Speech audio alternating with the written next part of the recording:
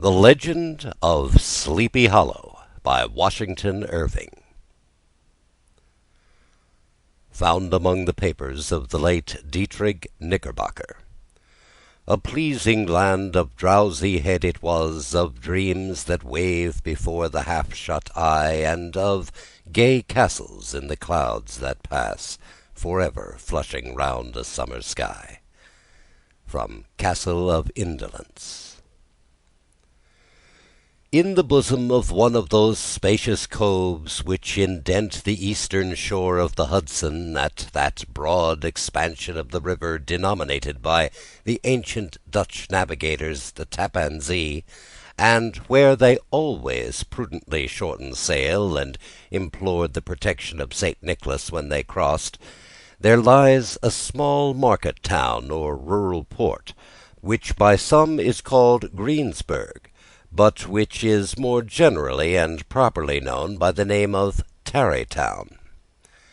This name was given, we are told, in former days by the good housewives of the adjacent country, from the inveterate propensity of their husbands to linger about the village tavern on market days. Be that as it may, I do not vouch for the fact, but merely advert to it, for the sake of being precise and authentic. Not far from this village, perhaps about 2 miles, there is a little valley, or rather lap of land among high hills, which is one of the quietest places in the whole world. A small brook glides through it, with just murmur enough to lull one into repose, and the occasional whistle of a quail or tapping of a woodpecker is almost the only sound that ever breaks in upon the uniform tranquillity. I recollect that when a stripling my first exploit in squirrel shooting was in a grove of tall walnut trees that shades one side of the valley. I had wandered into it at noontime, when all nature is peculiarly quiet, and was startled by the roar of my own gun as it broke the Sabbath stillness around, and was prolonged and reverberated by the angry echoes. If ever I should wish for a retreat whither I might steal from the world and its distractions, and dream quietly away the remnant of a troubled life, I know of none more promising than this little valley. From the listless repose of the place, and the peculiar character of its inhabitants, who are descendants from the original Dutch settlers, this sequestered glen has long been known by the name of Sleepy Hollow, and its rustic lads are called the Sleepy Hollow boys throughout all the neighbouring country. A drowsy, dreamy influence seems to hang over the land, and to pervade the very atmosphere. Some say that the place was bewitched by a High German doctor during the early days of the settlement; others that an old Indian chief, the prophet or wizard of his tribe, held his powwows there before the country was discovered by Master Henrik Hudson. Certain it is that the place still continues under the sway of some witching power that holds a spell over the minds of the good people, causing them to walk in a continual reverie. They are given to all kinds of marvellous beliefs, are subject to trances and visions, and frequently see strange sights, and hear music and voices in the air. The whole neighbourhood abounds with local tales, haunted spots, and twilight superstitions. Stars shoot and meteors glare oftener across the valley than in any other part of the country, and the nightmare, with her whole ninefold, seems to make it the favourite scene of her gambols. The dominant spirit, however, that haunts this enchanted region, and seems to be commander-in-chief of all the powers of the air, is the apparition of a figure on horseback, without a head. It is said by some to be the ghost of a Hessian trooper, whose head had been carried away by a cannon ball in some nameless battle during the Revolutionary War, and who is ever and anon seen by the country folk hurrying along in the gloom of night, as if on the wings of the wind. His haunts are not confined to the valley, but extend at times to the adjacent roads, and especially to the vicinity of a church at no great distance. Indeed, certain of the most authentic historians of these parts, who have been careful in collecting and collating the floating facts concerning this spectre, allege that, the body of the trooper having been buried in the churchyard, the ghost rides forth to the scene of battle in nightly quest of his head, and that the rushing speed with which he sometimes passes along the hollow, like a midnight blast, is owing to his being belated and in a hurry to get back to the churchyard before daybreak. Such is the general purport of this legendary superstition, which has furnished materials for many a wild story in that region of shadows, and the spectre is known at all the country firesides by the name of the Headless Horseman of Sleepy Hollow. It is remarkable that the visionary propensity I have mentioned is not confined to the native inhabitants of the valley, but is unconsciously imbibed by every one who resides there for a time. However wide awake they may have been before they entered that sleepy region, they are sure, in a little time, to inhale the witching influence of the air, and begin to grow imaginative, to dream dreams, to see apparitions. I mention this peaceful spot with all possible laud, for it is in such little retired Dutch valleys, found here and there embosomed in the great state of New York, that population, manners, and customs remain fixed, while the great torrent of migration and improvement, which is making such incessant changes in other parts of this restless country, sweeps by them unobserved. They are like those little nooks of still water which border a rapid stream, where we may see the straw and bubble riding quietly at anchor, or slowly revolving in their mimic harbour, undisturbed by the rush of the passing current. Though many years have elapsed since I trod the drowsy shades of Sleepy Hollow, yet I question whether I should not still find the same trees and the same families vegetating in its sheltered bosom.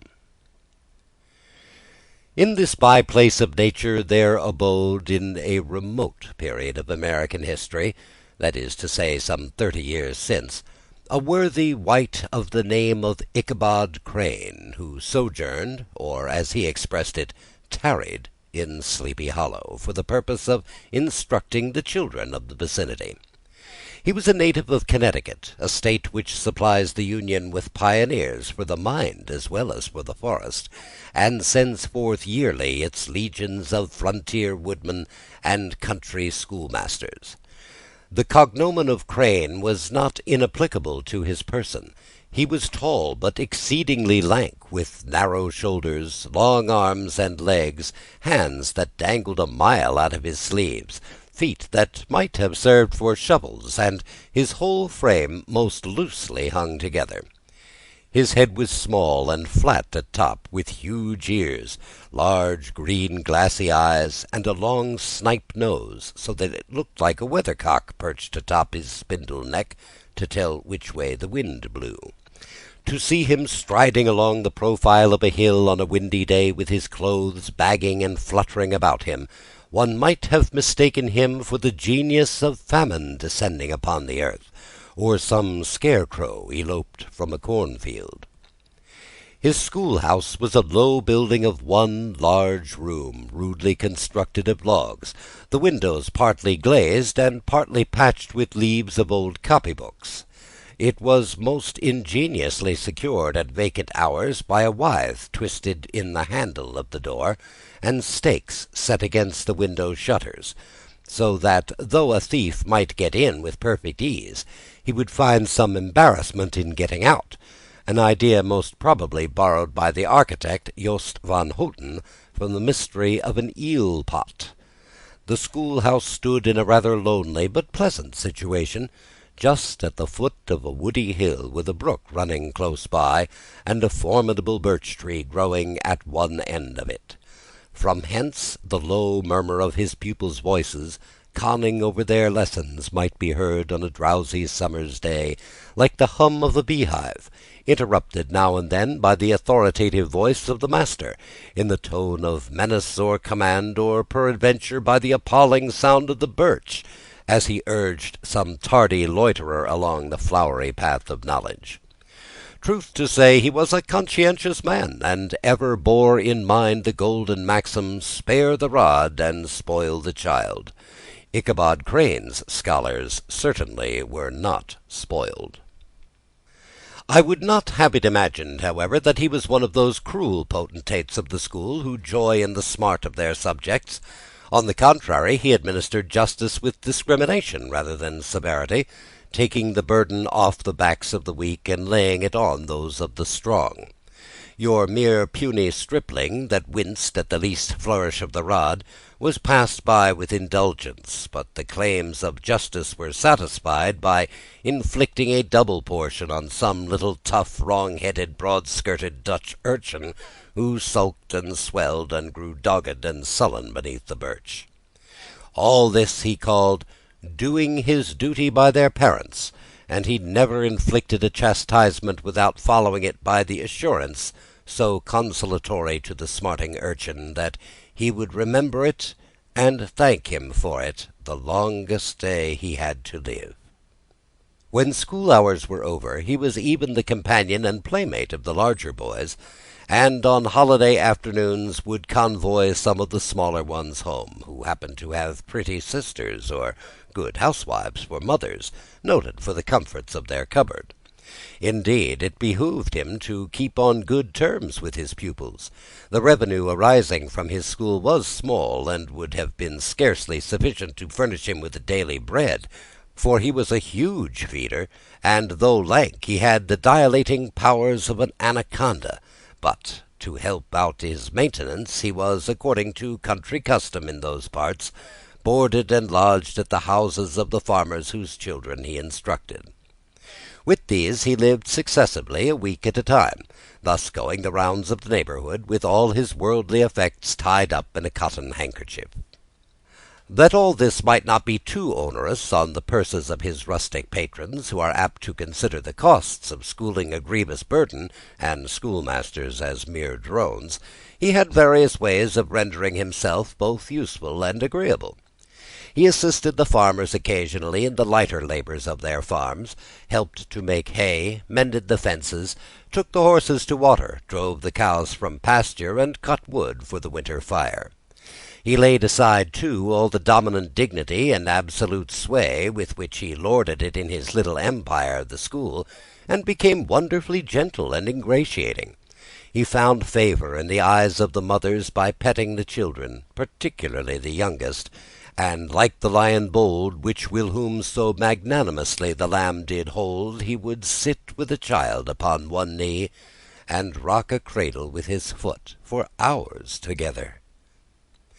In addition to his other vocations, he was the singing master of the neighbourhood, and picked up many bright shillings by instructing the young folks in psalmody.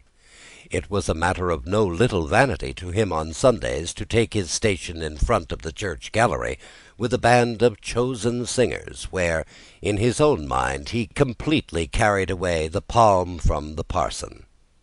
Certain it is, his voice resounded far above all the rest of the congregation, and there are particular quavers still to be heard in that church, and which may even be heard a half-mile off, quite to the opposite side of the mill-pond on a still Sunday morning, which are said to be legitimately descended from the nose of Ichabod Crane.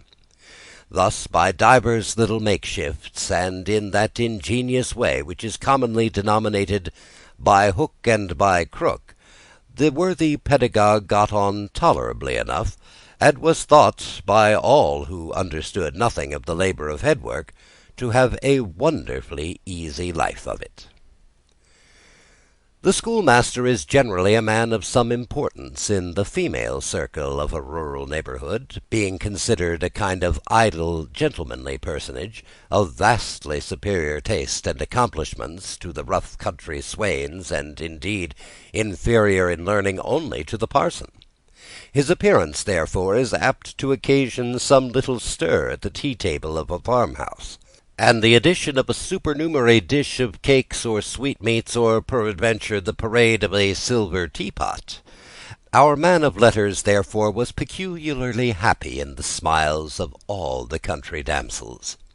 How he would figure among them in the churchyard between services on Sundays, gathering grapes for them in the wild vines that overran the surrounding trees, reciting for their amusement all the epitaphs on the tombstones, or sauntering with a whole bevy of them along the banks of the adjacent mill-pond, while the more bashful country bumpkins hung sheepishly back, envying his superior elegance and address. From his half-itinerant life, also, he was a kind of travelling gazette, carrying the whole budget of local gossip from house to house, so that his appearance was always greeted with satisfaction. He was, moreover, esteemed by the women as a man of great erudition, for he had read several books quite through, and was the perfect master of Cotton Mather's History of New England Witchcraft, in which, by the way, he most firmly and potently believed. He was, in fact, an odd mixture of shrewdness and simple credulity. His appetite for the marvellous and his powers of digesting it were equally extraordinary, and both had been increased by his residence in this spell-bound region. No tale was too gross or monstrous for this capricious swallow. It was often his delight, after his school was dismissed in the afternoon, to stretch himself on the rich bed of clover bordering the little brook that whimpered by his schoolhouse, and there con over old Mather's direful tales, until the gathering dusk of evening made the printed page a mere mist before his eyes. Then, as he wended his way by swamp and stream and awful woodland to the farmhouse where he happened to be quartered, every sound of nature, at that witching hour, fluttered and excited imagination. The moan of the whippoorwill from the hillside, the boding cry of the tree-toad, that harbinger of storm, the dreary hooting of the screech-owl, or the sudden rustling in the thicket of birds frightened from their roost. The fireflies, too, which sparkled most vividly in the darkest place, now and then startled him, as one of uncommon brightness would stream across his path, and if, by chance, a huge blockhead of a beetle came winging his blundering flight against him, the poor varlet was ready to give up the ghost, with the idea that he was struck with a witch's token.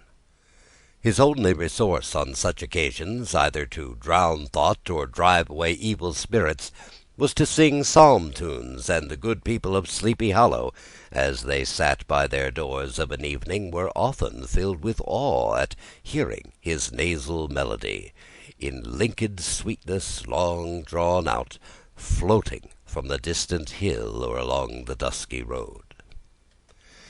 Another of his sources of fearful pleasure was to pass long winter evenings with the old Dutch wives, as they sat spinning by the fire, with a row of apples roasting and spluttering along the hearth, and to listen to their marvellous tales of ghosts and goblins, and haunted fields, and haunted brooks, and haunted bridges, and haunted houses, and particularly of the headless horseman, or galloping Hessian of the Hollow, as they sometimes called him. He would delight them equally by his anecdotes of witchcraft, and of the direful omens and portentous sights and sounds in the air, which prevailed in the earlier times of Connecticut, and would frighten them woefully with speculations upon comets and shooting stars, and with the alarming fact that the world did absolutely turn around, and that they were half the time topsy-turvy. But if there were a pleasure in all this, while cuddling in the chimney-corner of a chamber that was all of a ruddy glow from the crackling wood fire, and where, of course, no spectre dared to show its face, it was dearly purchased by the terrors of his subsequent walk homeward. What fearful shapes and shadows beset this path, amid the dim and ghastly glare of a snowy night! With what wistful look did he eye every trembling ray of light streaming across the waste fields from some distant window!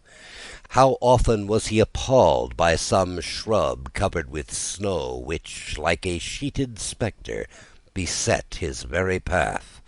How often did he shrink with curdling awe at the sound of his own steps on the frosty crust beneath his feet, and dread to look over his shoulder, lest he should behold some uncouth being tramping close behind him!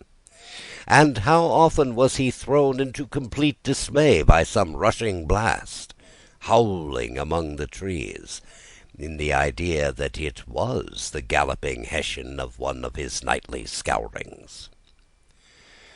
All these, however, were mere terrors of the night, phantoms of the mind that walk in darkness; and though he had seen many spectres in his time, and had been more than once beset by Satan in divers shapes in his lonely perambulations, yet daylight put an end to all these evils, and he would have passed a pleasant life of it, in spite of the devil and all his works, if his path had not been crossed by a being that causes more perplexity to mortal man than ghosts, goblins, and the whole race of witches put together, and that was a woman. Among the musical disciples who assembled one evening each week to receive his instructions in psalmody was Katrina van Tassel, the daughter and only child of a substantial Dutch farmer. She was a blooming lass of fresh 18, plump as a partridge, ripe and melting, and rosy-cheeked as one of her father's peaches, and universally famed, not merely for her beauty, but her vast expectations. She was, withal, a little of a coquette, as might be perceived even in her dress, which was a mixture of ancient and modern fashions, as most suited to set off her charms. She wore the ornaments of pure yellow gold which her great-great-grandmother had brought over from Saardam, the tempting stomacher of the olden time, and withal a provokingly short petticoat, to display the prettiest foot and ankle in the country round. Ichabod Crane had a soft and foolish heart towards the sex, and it is not to be wondered that so tempting a morsel soon found favour in his eyes, more especially after he had visited her in her paternal mansion. Old Baltus van Tassel was a perfect picture of a thriving, contented, liberal-hearted farmer. He seldom, it is true, sent either his eyes or his thoughts beyond the boundaries of his own farm, but within those everything was snug, happy, and well-conditioned. He was satisfied with his wealth, but not proud of it, and piqued himself upon the hearty abundance rather than the style in which he lived. His stronghold was situated on the banks of the Hudson, in one of those green, sheltered, fertile nooks in which the Dutch farmers are so fond of nestling. A great elm tree had spread its broad branches over it, at the foot of which bubbled up a spring of the softest and sweetest water in a little well formed of a barrel, and then stole sparkling away through the grass to a neighbouring brook that babbled among the alders and dwarf willows. Hard by the farmhouse was a vast barn that might have served for a church, every window and crevice of which seemed bursting forth with the treasures of the farm. The flail was busily resounding within it from morning till night. Swallows and martins skimmed twittering about the eaves, and rows of pigeons, some with one eye turned up as if watching the weather, some with their heads under their wings or buried in their bosoms, and others swelling and cooing and bowing about their dames, were enjoying the sunshine on the roof. Sleek, unwieldy porkers were grunting in the repose and abundance of their pens, from which sallied forth now and then troops of sucking pigs, as if to snuff the air. A stately squadron of snowy geese were riding in an adjoining pond, convoying whole fleets of ducks. Regiments of turkeys were gobbling through the farmyard, and guinea fowls fretting about it, like ill-tempered housewives with their peevish, discontented cry. Before the barn door strutted the gallant cock, that pattern of a husband, a warrior, and a fine gentleman, clapping his burnished wings and crowing in the pride and gladness of his heart, sometimes tearing up the earth with his feet, and then generously calling his ever-hungry family of wives and children to enjoy the rich morsel which he had discovered. The pedagogue's mouth watered as he looked upon this sumptuous promise of luxurious winter fare. In his devouring mind's eye he pictured to himself every roasting pig running about with a pudding in his belly and an apple in his mouth. The pigeons were snugly put to bed in a comfortable pie, and tucked in with a coverlet of crust. The geese were swimming in their own gravy, and the ducks pairing cosily in dishes, like snug married couples with a decent competency of onion sauce. In the porkers he saw carved out the future sleek side of bacon, and juicy relishing ham. Not a turkey but he beheld daintily trussed up, with its gizzard under its wing, and peradventure a necklace of savoury sausages.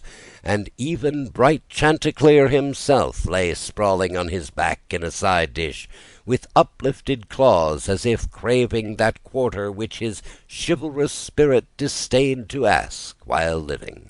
As the enraptured Ichabod fancied all this, and as he rolled his great green eyes over the fat meadow lands, the rich fields of wheat, of rye, of buckwheat, and Indian corn, and the orchards burdened with ruddy fruit which surrounded the warm tenement of Van Tassel, his heart yearned after the damsel who was to inherit these domains, and his imagination expanded with the idea how they might be readily turned into cash, and the money invested in immense tracts of wild land and shingle palaces in the wilderness.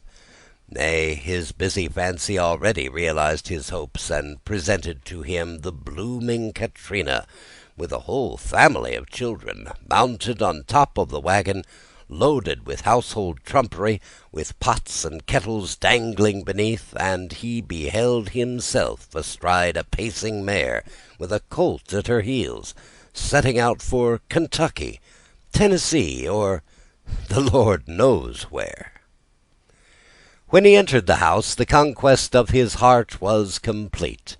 It was one of those spacious farmhouses with high-ridged but lowly sloping roofs, built in the style handed down from the first Dutch settlers, the low projecting eaves forming a piazza along the front, capable of being closed up in bad weather. Under this were hung flails, harness, various utensils of husbandry, and nets for fishing in the neighbouring river. Benches were built along the sides for summer use, and a great spinning wheel at one end, and a churn at the other, showed the various uses to which this important porch might be devoted. From this piazza the wondering Ichabod entered the hall which formed the centre of the mansion, and the place of usual residence. Here rows of resplendent pewter, ranged on a long dresser, dazzled his eyes. In one corner hung a huge bag of wool ready to be spun; in another, a quantity of linsey-woolsey just from the loom.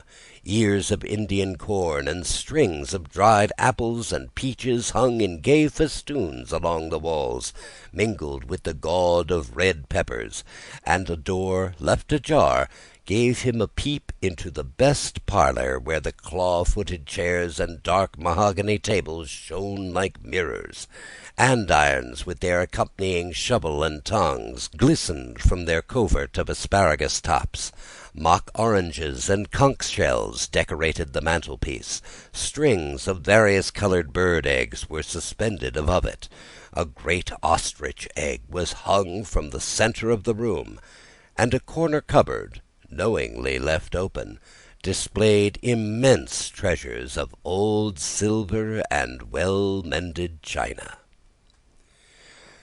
From the moment Ichabod laid his eyes upon these regions of delight, the peace of his mind was at an end, and his only study was how to gain the affections of the peerless daughter of Van Tassel.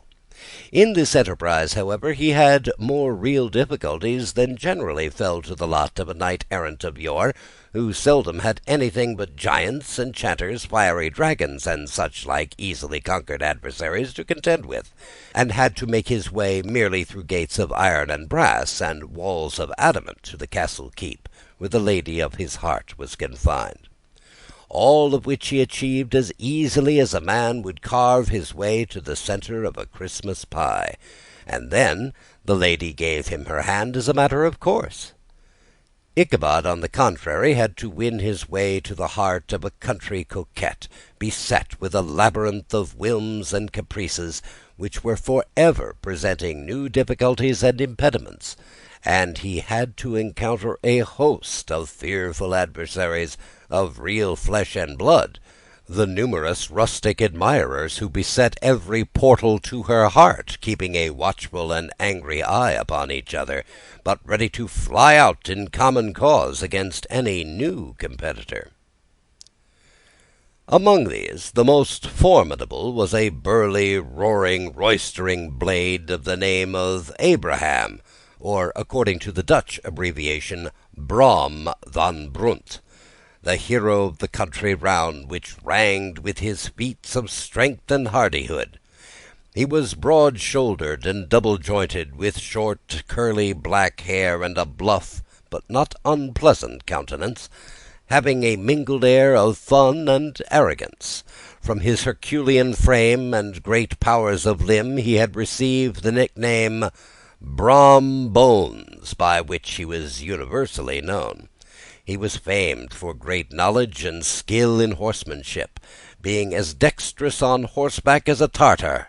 He was foremost at all races and cockfights, and with the ascendancy which bodily strength always acquires in rustic life, he was the umpire in all disputes, setting his hat on one side, and giving his decisions with an air and tone that admitted to no gainsay or appeal.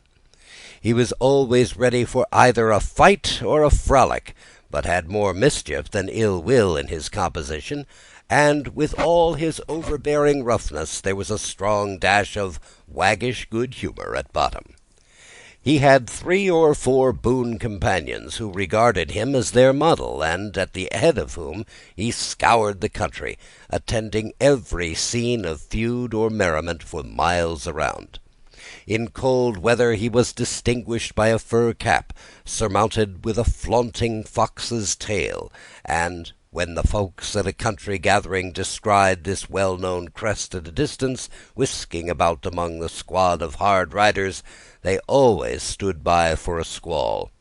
Sometimes his crew would be heard dashing along past farmhouses at midnight, with whoop and halloo like a troop of Don Cossacks, and the old dames, startled out of their sleep, would listen for a moment till the hurry-scurry had clattered by, and then exclaimed, "Aye, there goes Brom Bones and his gang." The neighbours looked upon him with a mixture of awe, admiration, and goodwill, and when any madcap prank or rustic brawl occurred in the vicinity, they always shook their heads, and warranted Brom Bones was at the bottom of it.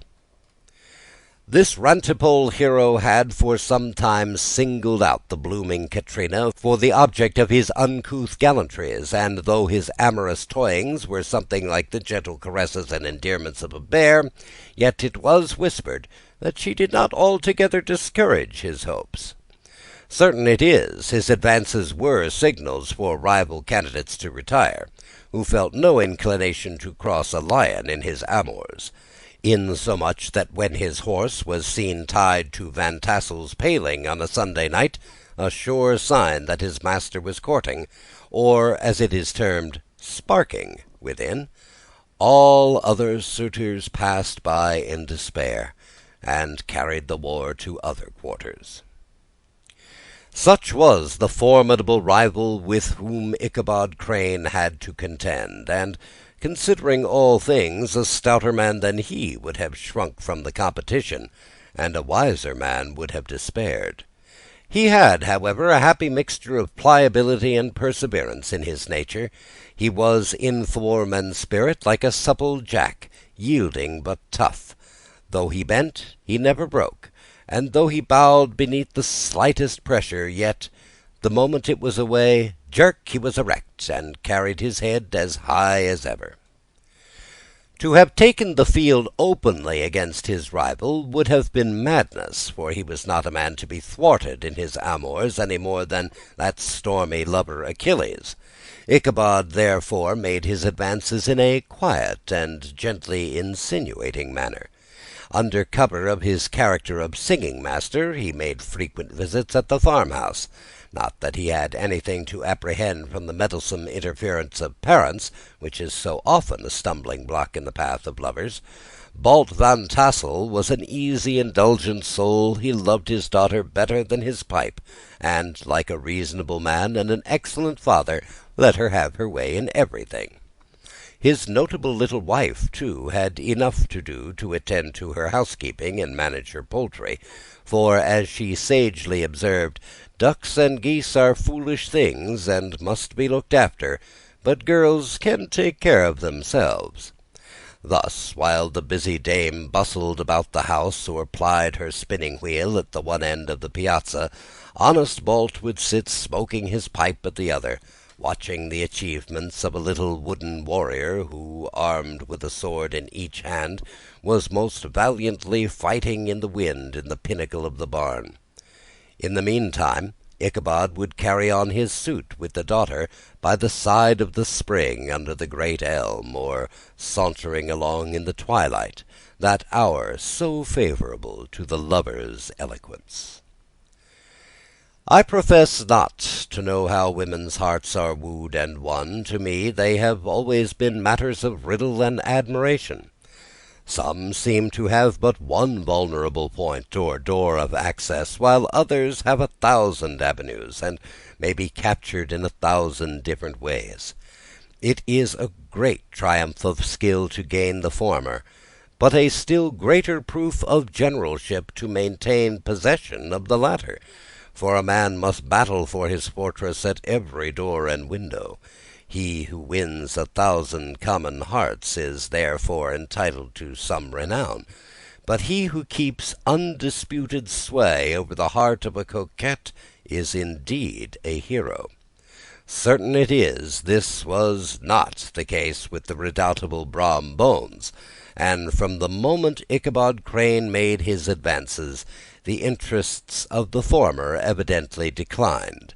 His horse was no longer seen tied to the palings on Saturday nights, and a deadly feud gradually arose between him and the preceptor of Sleepy Hollow.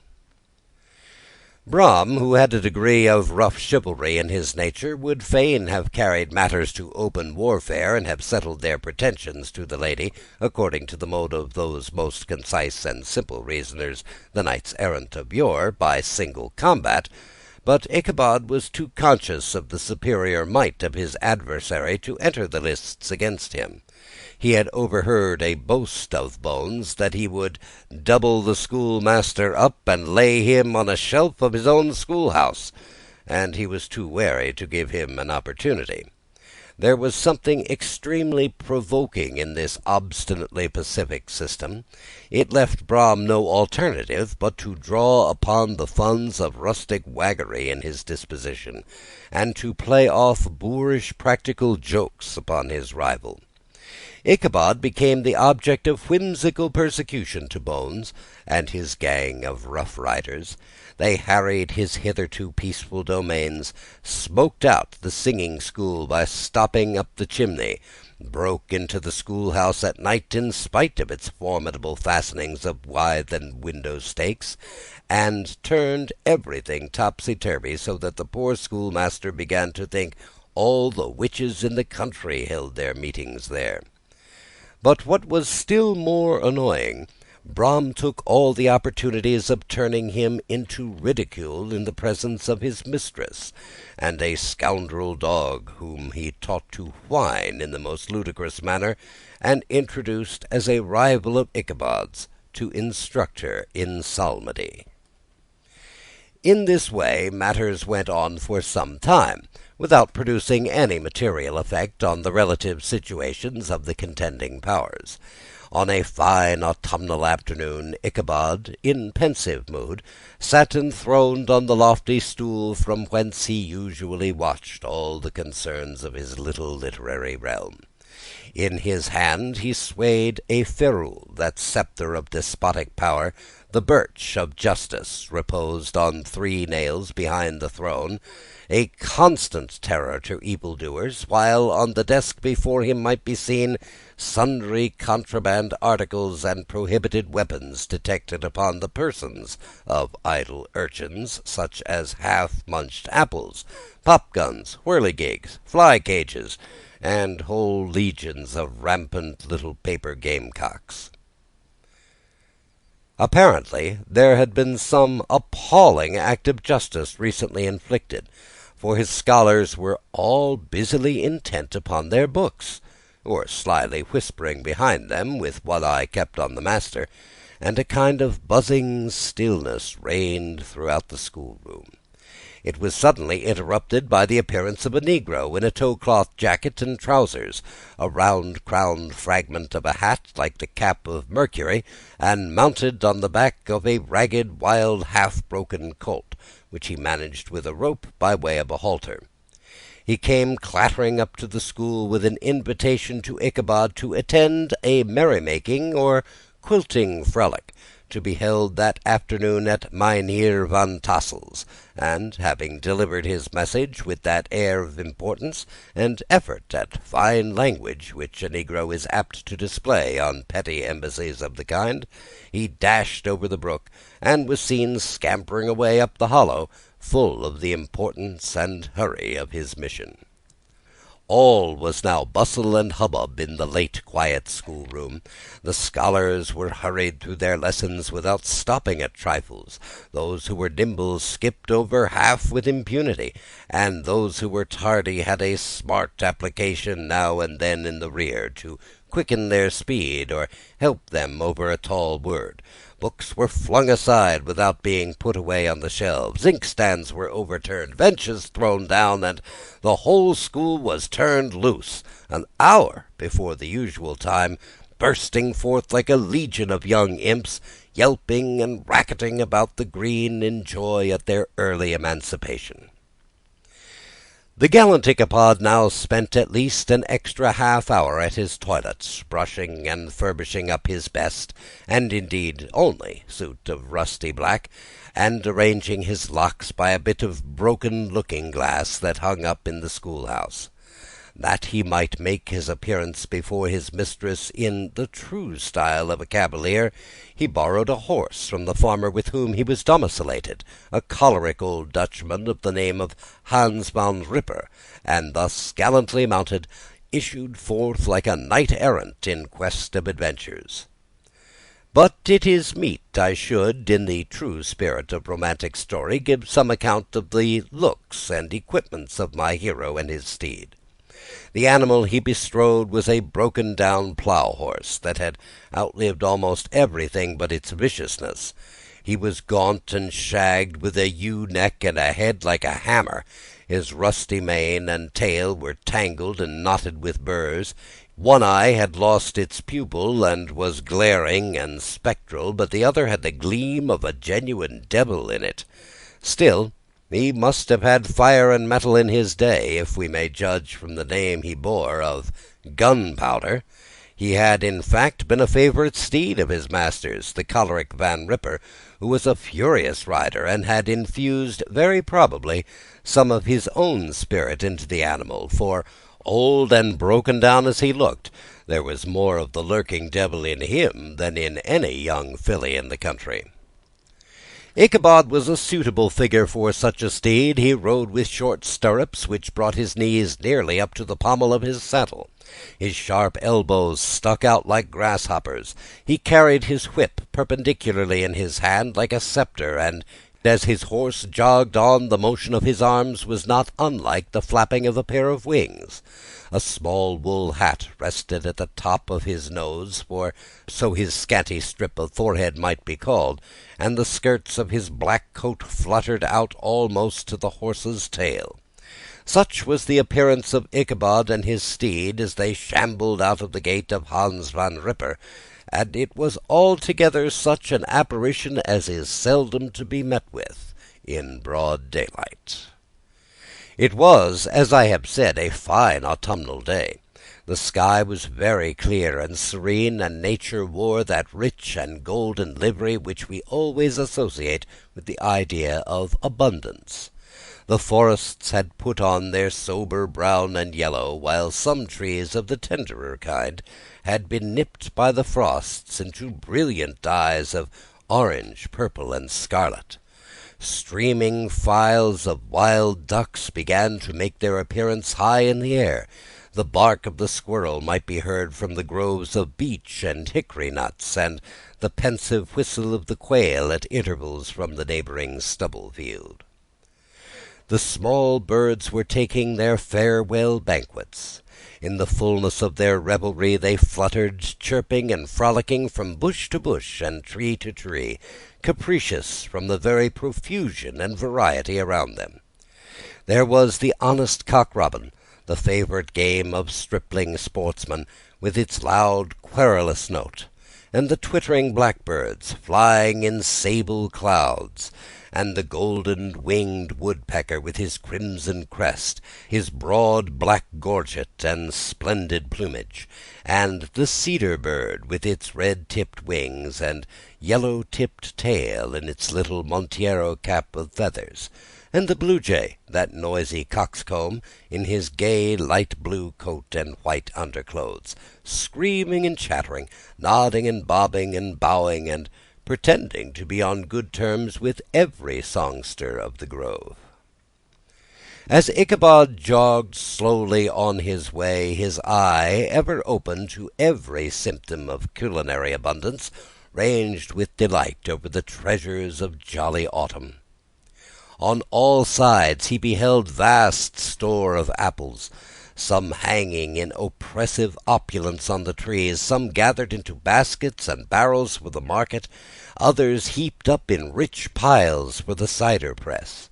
Farther on he beheld great fields of Indian corn, with its golden ears peeping from their leafy coverts, and holding out the promise of cakes and hasty pudding, and the yellow pumpkins lying beneath them, turning up their fair round bellies to the sun, and giving ample prospects of the most luxurious of pies. And anon he passed the fragrant buckwheat fields, breathing the odour of the beehive, and as he beheld them, soft anticipations stole over his mind of dainty slapjacks, well buttered and garnished with honey or treacle by the delicate little dimpled hand of Caterina Van Tassel. Thus, feeding his mind with many sweet thoughts and sugared suppositions, he journeyed along the sides of a range of hills which look out upon some of the goodliest scenes of the mighty Hudson. The sun gradually wheeled his broad disk down in the west. The wide bosom of the Tappan Zee lay motionless and glassy, excepting that here and there a gentle undulation waved and prolonged the blue shadow in the distant mountain. A few amber clouds floated in the sky, without a breath of air to move them.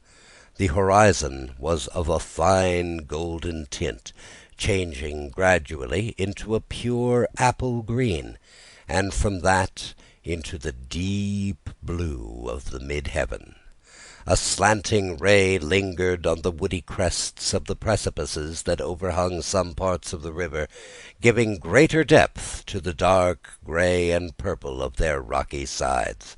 A sloop was loitering in the distance, dropping slowly down with the tide, her sail hanging uselessly against the mast, and As the reflection of the sky gleamed along the still water, it seemed as if the vessel was suspended in air.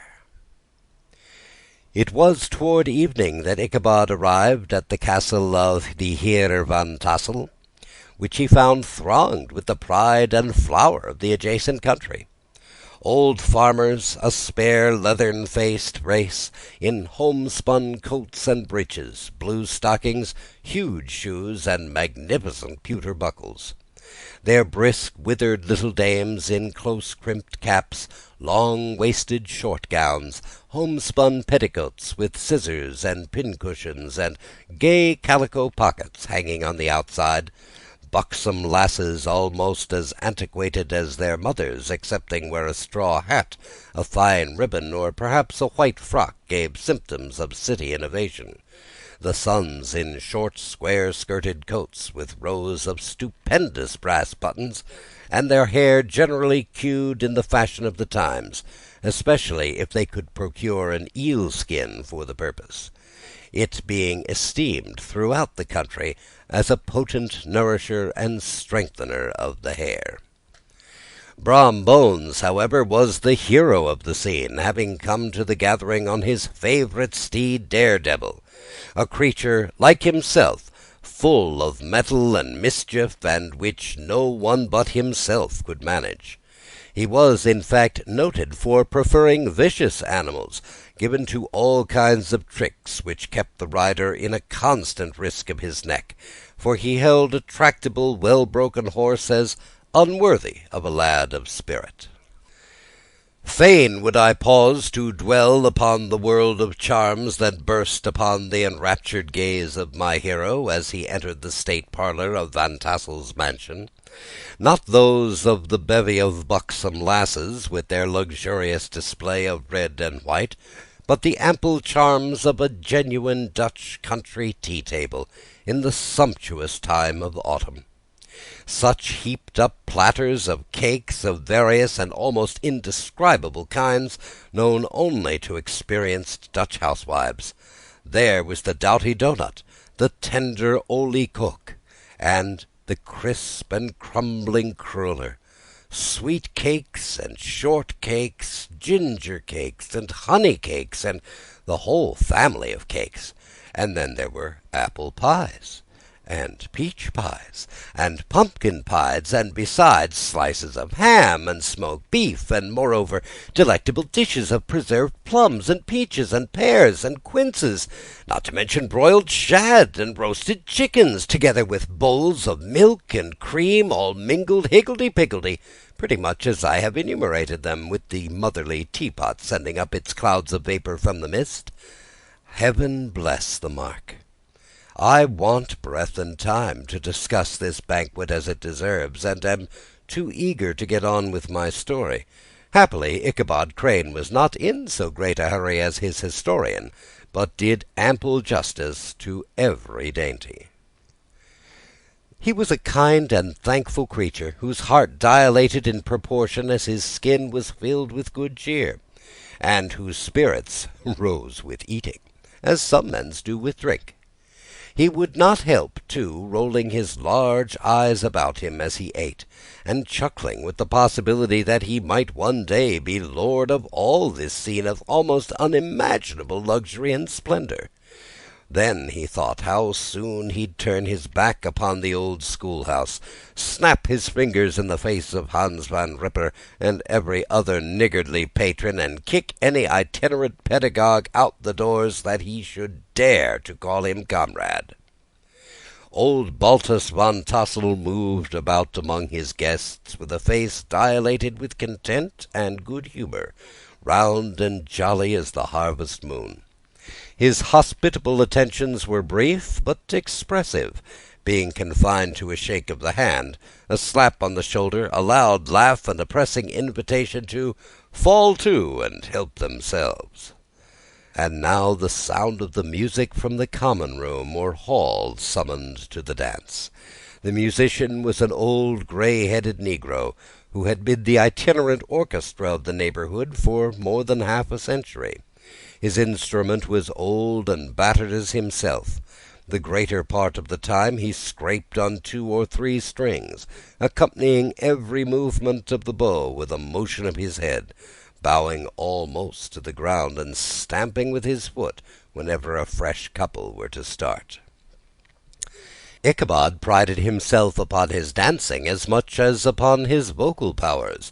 Not a limb, not a fibre about him was idle, and to have seen his loosely hung frame in full motion and clattering about the room, you would have thought St. Vitus himself, that blessed patron of the dance, was figuring before you in person. He was the admiration of all the negroes, who, having gathered of all ages and sizes from the farm and the neighborhood, stood forming a pyramid of shining black faces at every door and window, gazing with delight at the scene, rolling their white eyeballs, and showing grinning rows of ivory from ear to ear. How could the flogger of urchins be otherwise than animated and joyous? The lady of his heart was his partner in the dance, and smiling graciously in reply to all his amorous oglings, while Brom Bones, sorely smitten with love and jealousy, sat brooding by himself in the corner. When the dance was at an end, Ichabod was attracted to a knot of the sager folks, who, with old Van Tassel, sat smoking at one end of the piazza, gossiping over former times, and drawing out the long stories about the war. This neighborhood, at the time of which I am speaking, was one of those highly favored places which abound with chronicle and great men. The British and American line had run near it during the war, and it had, therefore, been the scene of marauding, and infested with refugees, cowboys, and all kinds of border chivalry. Just sufficient time had elapsed to enable each story-teller to dress up his tale with a little becoming fiction, and in the indistinctness of his recollection to make himself the hero of every exploit.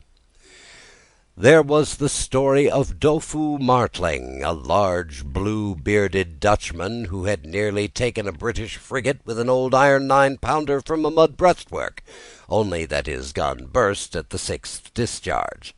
And there was an old gentleman who shall be nameless, being too rich a Mynheer to be lightly mentioned, who, in the battle of White Plains, being an excellent master of defence, parried a musket-ball with a small sword, insomuch that he absolutely felt it whiz round the blade, and glance off the hilt, in proof of which he was ready at any time to show the sword, with the hilt a little bent. There were several more that had been equally great in that field, not one of whom but was persuaded that he had a considerable hand in bringing the war to a happy termination. But all these were nothing to the tales of ghosts and apparitions that succeeded. The neighborhood was rich in legendary treasures of the kind. Local tales and superstitions thrive best in these sheltered, long-settled retreats, but are trampled under foot by the shifting throng that forms the population of most country places. Besides, there is no encouragement for ghosts in most of our villages, for they have scarcely had time to finish their first nap, and turn themselves over in their graves, before their surviving friends have travelled away from the neighbourhood, so that when they turn out at night to walk their rounds, they have no acquaintance left to call upon. This is perhaps the reason why we so seldom hear of ghosts, except in our long-established Dutch communities. The immediate cause, however, of the prevalence of supernatural stories in these parts was doubtless owing to the vicinity of Sleepy Hollow. There was a contagion in the very air that blew from that haunted region. It breathed forth an atmosphere of dreams and fancies, infecting all the land. Several of the Sleepy Hollow people were present at Van Tassel's, and, as usual, were doling out their wild and wonderful legends. Many dismal tales were told about funeral trains and mourning cries, and wailings heard and seen about the great tree where the unfortunate Major André was taken, and which stood in the neighborhood. Some mention was also given of the women in white that haunted the dark glen at Raven Rock, and was often heard to shriek on winter nights before a storm, having perished there in the snow. The chief part of the stories, however, turned about the favourite spectre of Sleepy Hollow, the Headless Horseman, who had been heard several times of late patrolling the country, and, it was said, tethered his horse nightly among the graves in the churchyard. The sequestered situation of this church seems always to have made it a favourite haunt of troubled spirits. It stands on a knoll, surrounded by locust trees and lofty elms, from among which its decent whitewashed walls shine modestly forth, like Christian purity beaming through the shades of retirement. A gentle slope descends from it to a silver sheet of water, bordered by high trees, between which peeps may be caught at the blue hills of the Hudson. To look upon its grass-grown yard, where the sunbeams seem to sleep so quietly, one would think that there, at least, the dead might rest in peace. On one side of the church extends a wide woody dell, along which raves of a large brook among broken rocks and trunks of fallen down trees. Over a deep black part of the stream, not far from the church, was formerly thrown a wooden bridge. The road that led to it and the bridge itself were thickly shaded by overhanging trees, which cast a gloom about it even in the daytime, but occasioned a fearful darkness at night. Such was one of the favourite haunts of the Headless Horseman, and the place where he was most frequently encountered. The tale was told of old Broer, the most heretical disbeliever in ghosts, of how he met the horseman returning from his foray into Sleepy Hollow, and was obliged to get up behind him, and how they galloped over bush and brake, over hill and swamp, until they reached the bridge, when the horseman suddenly turned into a skeleton, threw old Broer into the brook, and sprang away over the tree-tops with a clap of thunder. This story was immediately matched by a thrice marvellous adventure of Brom Bones, who made light of the galloping Hessian as an errant jockey. He affirmed that, on returning one night from the neighbouring village of Sing Sing, he had been overtaken by this midnight trooper, that he had offered to race him for a bowl of punch, and should have won it too, for Daredevil beat that goblin horse all hollow. But just as they came to the church bridge, the Hessian bolted and vanished in a flash of fire. All these tales, told in that drowsy undertone with which men talk in the dark, the countenances of the listeners only now and then receiving a casual gleam from the glare of a pipe, sank deep in the mind of Ichabod. He repaid them in kind with large extracts from his invaluable author Cotton Mather, and added many marvellous events that had taken place in his native state of Connecticut, and fearful sights which he had seen in his nightly walks about Sleepy Hollow. The revel now gradually broke up. The old farmers gathered together their families in their wagons, and were heard for some time rattling along the hollow roads and over the distant hills. Some of the damsels mounted on pillions behind their favourite swains, and their light-hearted laughter, mingling with the clatter of hoofs, echoed through the dark, silent woodlands, sounding fainter and fainter, until they gradually died away, and the late scene of noise and frolic was all silent and deserted. Ichabod only lingered behind, according to the custom of country lovers, to have a tete-a-tete with the heiress, fully convinced that he was now on the high road to success. What passed at this interview I will not pretend to say, for, in fact, I do not know. Something, however, I fear me, must have gone wrong, for he certainly sallied forth, after no very great interval, with an air quite desolate and chapfallen. Oh, these women! These women! Could that girl have been playing off any of her coquettish tricks? Was her encouragement of the poor pedagogue all a mere sham to secure her conquest of his rival? Heaven only knows, not I. Let it suffice to say that Ichabod stole forth with the air of one who has been sacking a hen-roost rather than a fair lady's heart.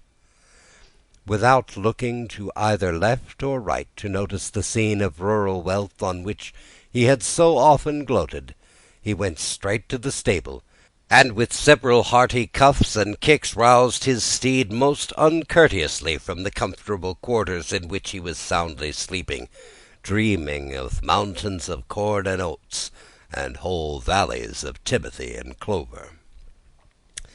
It was the very witching time of night that Ichabod, heavy-hearted and crestfallen, pursued his travels homewards along the sides of the lofty hills which rise above Tarrytown, and which he had traversed so cheerily in the afternoon.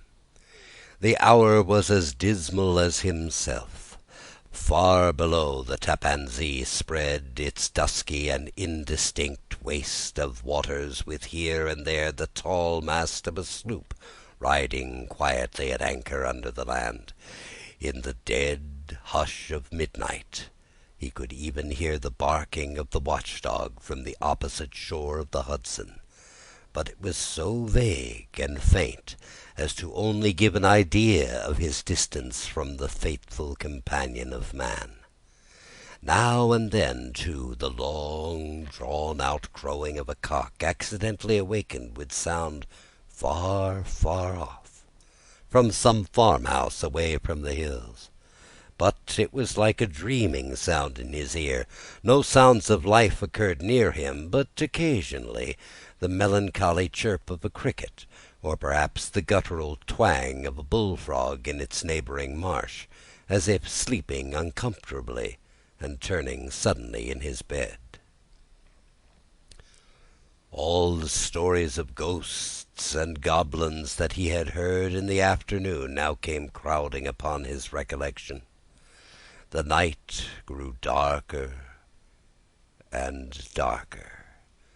The stars seemed to sink deeper in the sky, and driving clouds occasionally hid them from his sight. He had never felt so lonely and dismal. He was, moreover, approaching the very place where many of the scenes of the ghost stories had been laid. In the centre of the road stood an enormous tulip tree, which towered like a giant above all the other trees of the neighbourhood, and formed a kind of landmark. Its limbs were gnarled and fantastic, large enough to form trunks for ordinary trees, twisting down almost to the earth, and rising again into the air. It was connected with the tragical story of the unfortunate Andre, who had been taken prisoner hard by, and was universally known by the name of Major Andre's tree. The common people regarded it with a mixture of respect and superstition, partly out of sympathy for the fate of its ill-starred namesake, and partly from the tales of strange sights and doleful lamentations told concerning it. As Ichabod approached this fearful tree, he began to whistle. He thought his whistle was answered, but it was but a blast sweeping sharply through the dry branches. As he approached a little nearer, he thought he saw something white hanging in the midst of the trees. He paused and ceased whistling, but on looking more narrowly, he perceived that it was a place where the tree had been scathed by lightning, and the white wood laid bare. Suddenly he heard a groan. His teeth chattered, his knees smote against the saddle. It was but the rubbing of one huge bough upon another, as they were swayed about by the breeze. He passed the tree in safety, but new perils lay before him. About 100 yards from the tree a small brook crossed the road and ran into a marshy and thickly wooded glen, known by the name of Wiley's Swamp. A few rough logs laid side by side served for a bridge over this stream. On that side of the road where the brook entered the wood, a group of oaks and chestnuts, matted thick with wild grapevines, threw a cavernous gloom over it. To pass this bridge was the severest trial. It was at this identical spot that the unfortunate Andre was captured, and under the covert of these chestnuts and vines were the sturdy yeomen concealed who surprised him. This has ever been considered a haunted stream, and fearful are the feelings of the schoolboy who has to pass it alone after dark. As he approached the stream, his heart began to thump. He summoned up, however, all his resolution, gave his horse half a score of kicks in the ribs, and attempted to dash briskly across the bridge. But instead of starting forward, the perverse old animal made a lateral movement, and ran broadside against the fence. Ichabod, whose fears increased with the delay, jerked the reins on the other side, and kicked lustily with the contrary foot. It was all in vain. His steed started, it is true, but it was only to plunge to the opposite side of the road into a new thicket of brambles and alder bushes. The schoolmaster now bestowed both whip and heel upon the quivering ribs of old Gunpowder, who dashed forward, snuffling and snorting, but came to a stand just by the bridge with a suddenness that had nearly sent his rider sprawling over his head. Just at this moment, a plashy tramp by the side of the bridge caught the sensitive ear of Ichabod. In the dark shadow of the grove, on the margin of the brook, he beheld something huge, misshapen, and towering. It stirred not, but seemed gathered up by the gloom, like some gigantic monster ready to spring upon the traveller. The hair of the affrighted pedagogue rose upon his head with terror. What was to be done? To turn and fly was now too late, and besides, what chance was there of escaping a ghost or a goblin, if such it was, which could ride upon the wings of the wind? Summoning up, therefore, a show of courage, he demanded in stammering accents, "Who are you?" He received no reply. He repeated his demand in a still more agitated voice. Still there was no answer. Once more he cudgelled the sides of the inflexible Gunpowder, and, shutting his eyes, broke forth with involuntary fervour into a psalm tune. Just then the shadowy object of alarm put itself in motion. With a scramble and a bound stood at once in the middle of the road. Though the night was dark and dismal, yet the form of the unknown might now in some degree be ascertained. He appeared to be a horseman of large dimensions, and mounted on a black horse of powerful frame. He made no offer of molestation or sociability, but came aloof on one side of the road, jogging along on the blind side of old Gunpowder, who had now got over his fright and waywardness. Ichabod, who had no relish for this strange midnight companion, and bethought himself of the adventure of Brom Bones with the galloping Hessian, now quickened his steed in hopes of leaving him behind. The stranger, however, quickened his horse to an equal pace. Ichabod pulled up, fell into a walk, thinking to lag behind, but the other did the same. His heart began to sink within him. He endeavoured to resume his psalm tune, but his parched tongue clove to the roof of his mouth, and he could not utter a stave. There was something in the moody and dogged silence of this portentous companion that was mysterious and appalling. It was soon fearfully accounted for. On mounting a rising ground which brought the figure of his fellow traveller in relief against the sky, gigantic in height and muffled in a cloak, Ichabod was horror-struck on perceiving that he was headless. But his horror was still more increased on observing that the head, which should have rested on his shoulders, was carried before him on the pommel of his saddle. His terror rose to desperation. He rained a shower of kicks and blows upon Gunpowder, hoping by sudden movement to give his companion the slip. But the spectre started full jump with him. Away then they dashed through the thick and thin, stones flying, sparks flashing at every bound. Ichabod's flimsy garments fluttered in the air as he stretched his long, lank body away over his horse's head in the eagerness of his flight.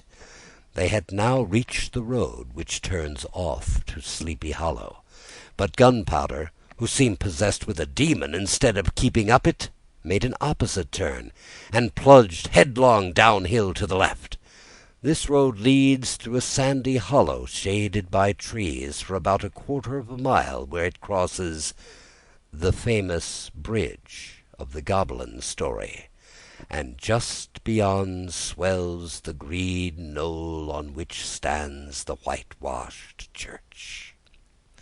As yet the panic of the steed had given his unskilful rider an apparent advantage in the chase, but just as he had got halfway through the hollow, the girths of the saddle gave way, and he felt it slipping under him.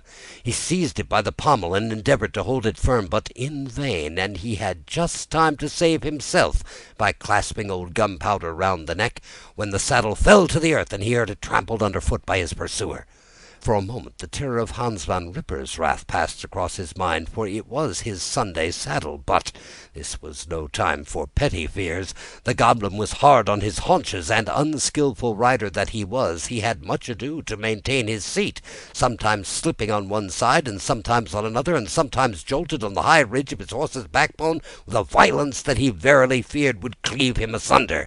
An opening in the trees now cheered him with the hopes that the church bridge was at hand. The wavering reflection of a silver star in the bosom of the brook told him he was not mistaken. He saw the walls of the church dimly glaring under the trees beyond. He recollected the place where Brom Bones's ghostly competitor has disappeared. "If I can but reach that bridge," thought Ichabod, "I am safe." Just then he heard the black steed panting and blowing close behind him, and even fancied that he felt its hot breath. Another convulsive kick in the ribs, and old Gunpowder sprang upon the bridge. He thundered over the resounding planks. He gained the opposite side, and now Ichabod cast a look behind to see if his pursuer should vanish according to rule in a flash of fire and brimstone. Just then he saw the goblin rising in his stirrups, and in the very act of hurling his head at him. Ichabod endeavored to dodge the horrible missile, but too late. It encountered his cranium with a tremendous crash. He was tumbled headlong into the dust, and Gunpowder, the black steed, and the goblin rider all passed by like a whirlwind. The next morning the old horse was found without his saddle, and with the bridle under his feet, soberly cropping the grass at his master's gate. Ichabod did not make his appearance at breakfast. Dinner hour came, but no Ichabod. The boys assembled at the schoolhouse and strolled idly about the banks of the brook, but no schoolmaster. Hans Van Ripper began to feel some uneasiness about the fate of poor Ichabod and his saddle. An inquiry was set afoot, and after diligent investigation they came upon his traces. In one part of the road leading to the church he found the saddle trampled in the dirt. The tracks of horses' hoofs deeply dented the road, and evidently at furious speed were traced to the bridge, beyond which, on the bank of a broad part of the brook, where the water ran deep and black, was found the hat of the unfortunate Ichabod, and close beside it a shattered pumpkin. The brook was searched, but the body of the schoolmaster was not to be discovered. Hans Van Ripper, as executor of his estate, examined the bundle which contained all his worldly effects. They consisted of 2 shirts and a half, 2 socks for the neck, a pair of 2 worsted stockings, an old pair of corduroy small clothes, a rusty razor, a book of psalm tunes full of dog ears, and a broken pitch pipe. As to the books and furniture of the schoolhouse, they belonged to the community, excepting Cotton Mather's History of Witchcraft, a New England almanac, and a book of dreams and fortune-telling, in which last was a sheet of foolscap, much scribbled and blotted in several fruitless attempts to make a copy of verses in honour of the heiress of Van Tassel. These magic books and the poetic scroll were forthwith consigned to the flames by Hans Van Ripper, who from that time forward determined to send his children no more to school, observing that he never knew any good came of that same reading and writing. Whatever money the schoolmaster possessed, and he had received his quarter's pay but a day or two before, he must have had about his person at the time of his disappearance. The mysterious event caused much speculation at the church on the following Sunday. Knots of gazers and gossips were collected in the churchyard, at the bridge, and at the spot where the hat and pumpkin had been found. The stories of Brore, of Bones, and of a whole budget of others were called to mind, and when they had diligently considered them all, and compared them with the symptoms of the present case, they shook their heads and came to the conclusion that Ichabod had been carried off by the galloping Hessian. As he was a bachelor and in nobody's debt, nobody troubled his head any more about him, and the school was removed to a different quarter of the hollow, and another pedagogue reigned in his stead. It is true, an old farmer who had been down to New York on a visit several years earlier, and from whom this account of the ghostly adventure was received, brought home the intelligence that Ichabod Crane was still alive, and that had left the neighbourhood partly through fear of the goblin and Hans Van Ripper, and partly in mortification at having been suddenly dismissed by the heiress, that he had changed his quarters to a distant part of the country, and kept school and studied law at the same time, had been admitted to the bar, turned politician, electioneered, written for the newspapers, and finally had been made a justice of the 10-pound court.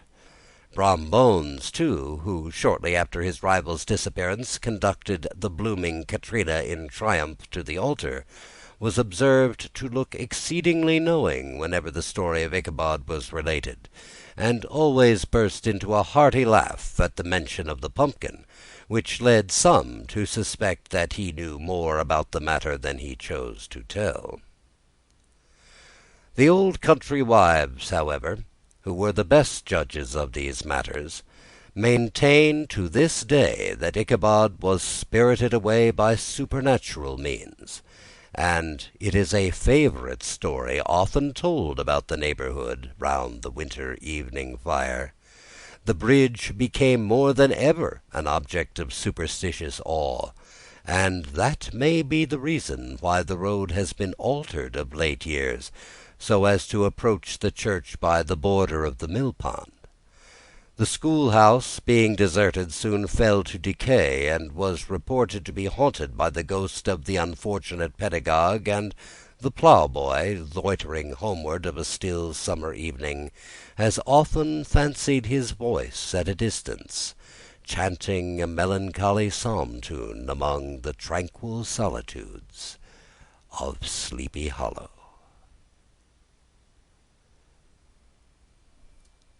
And so ends The Legend of Sleepy Hollow by Washington Irving.